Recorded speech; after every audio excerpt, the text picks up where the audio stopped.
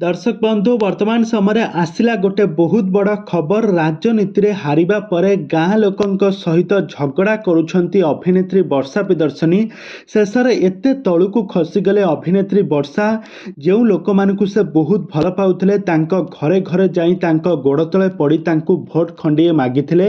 आज वर्षा प्रियदर्शनी बड़चना निर्वाचन मंडली रे 2000 इलेक्शन ने हारिबा परे वर्षा एबे सही गाँ लोकंक सहित झगड़ा करुथबार नजर आसी। तेज दर्शक बंधु वर्षा एमती कहीं झगड़ा कले आ वर्षा एमती गाँ लोकों सहित कौन पर झगड़ा करुछंती यह केते दूर सत बा केते दूर मिछ आपण माने सबु किछि आमर ही वीडियो माध्यम रे जानिबा को पाइजिबे।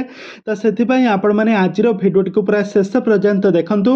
आ यह पूर्व जदि आपण माने आम चैनल को सब्सक्राइब करि नाहंती ताहाले सब्सक्राइब करि पाखर थिबा बेल आइकन को दबाई दियंतु।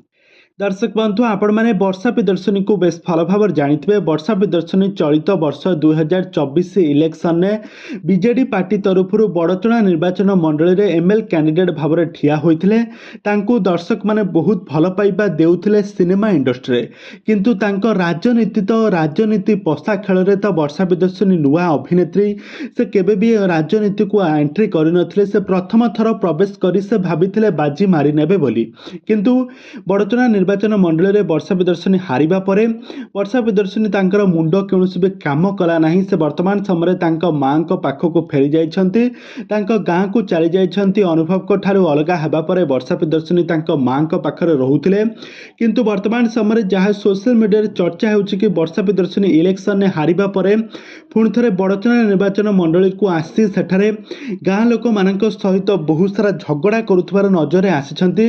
एमती किछि बहुत बड़ा गुजब वर्तमान समय सोशल मीडिया रे बेस भाइराल होउछि।